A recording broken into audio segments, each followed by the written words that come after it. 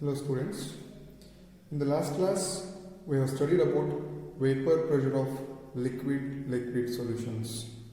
In that case we had considered a binary solution which was volatile in nature. That means that both solute as well as solvents were in volatile nature. In this class we shall study about the vapor pressure of a solution of non-volatile solute in a volatile solution. So here we are going to consider a non-volatile solute in volatile solvent. So that means that one of the component is non-volatile in nature, whereas the other component will be in a volatile nature. So that means that one of the component gets easily vaporized, the other component will not be easily vaporized. So in this case, if a non-volatile solute is dissolved in volatile solvent, the vapor pressure of solution is completely due to the solvent which is volatile. The surface of the solution is occupied by the non-volatile solute molecules, and therefore less number of solvent molecules escape into the vapor phase. As a result, the vapor pressure of the solution at a given temperature is lower than that of the pure solvent. So let us consider the two examples of, that is, vapor pressure of pure solvent as well as the vapor pressure of the solution. See here, I have considered the vapor pressure of pure solvent here, where I have taken only the solvent molecules. So these solvent molecules, since they are volatile in nature, so they get easily vaporized above this liquid surface. So these are the vapor molecules if we consider only the solvent molecules. So I have written with the blue color ink. So that means that these are the solvent molecules, and these solvent molecules are escaped to this surface above this liquid surface, and these are the vapor molecules. What happens if I add a non-volatile solute to this solvent? Suppose if I add non-volatile solute to this solvent, now I have added a solute, so I have shown from this color, that is solute, which is non-volatile in nature. So this will hinders the escaping tendency of the solvent molecules, as these solute particles come to the surface of this liquid surface, and they will hinder the escaping tendency of the solvent molecules. Hence, if we compare the vapor pressure of this solution with the pure solvent, the vapor pressure of the solution is lesser compared to the pure solvent, because these solute particles will not escape. Since they are non-volatile in nature, they will not escape to the surface of this solvent. Hence, the amount of the vapor molecules above the liquid surface in solution is less compared to the pure solvent. So according to the Raoult's law, Raoult's law states that at a given temperature for a solution of volatile liquids, the partial pressure of each component in solution is equal to the product of the vapor pressure of the pure component and its mole fraction. Now, if I consider this Raoult's law, that is, according to Raoult's law,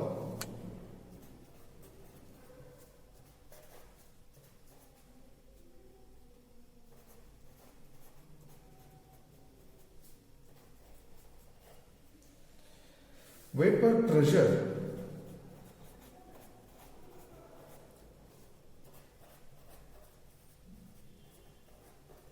of the solution is given by, so P, that is the pressure, or else I will consider one component, that is A component I will consider, that is partial pressure of A component. So this is equal to the vapor pressure of the pure component A and its mole fraction XA. So here I have considered only one component. Let us consider, that is pure solvent, that is A component is here solvent. Partial pressure of this A component, it is equal to the partial pressure of the pure component and its mole fraction. But what we know is sum of the mole fractions of all the components is equal to unity. So therefore I will take the mole fraction of XA as 1 minus XB. It is because XA and XB, its value is always equal to unity. So that we have studied in mole fractions, that is sum of the mole fractions of all the components is equal to 1. So if I consider two components here, that is A component as the pure solvent and B as solute, then XA plus XB will be equal to 1. Now in place of XA, I will take the value of 1 minus XB. So therefore, P, that is total pressure, that is equal to, I will take the partial pressure of A component into 1 minus XB. If you multiply this, you are going to get, P naught A into 1 minus XB, that is PA is equal to P naught A into 1 minus XB. So if you multiply this, you are going to get P naught A minus P naught A into the mole fraction of the B component XB. Now I will take this P naught A minus X into XB to the left hand side, that is equal to P naught A minus PA, or you can consider pressure.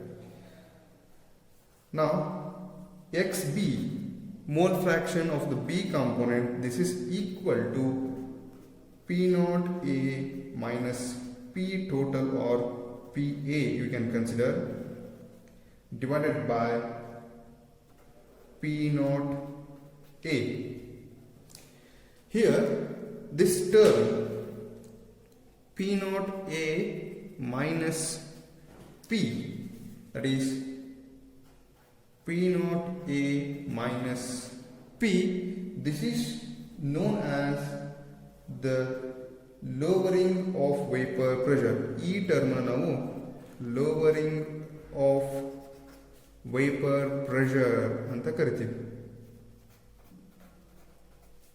Vapor pressure.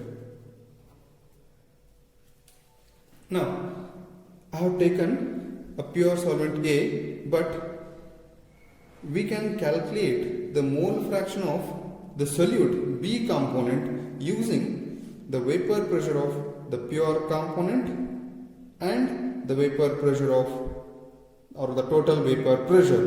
So total vapor pressure and vapor pressure of the pure component, you can calculate the mole fraction of the non-volatile component.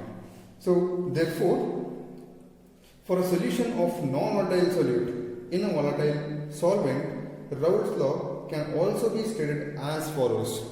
Now, the relative lowering of vapor pressure is equal to the mole fraction of the solute when solvent alone is volatile. So, this is the statement of Raoult's law. That is, relative lowering of vapor pressure is equal to the mole fraction. It is equal to the mole fraction of the solute when solvent alone is volatile. Now, what is relative lowering of vapor pressure? This whole term is relative lowering of vapor pressure, that is P naught A minus P total divided by P naught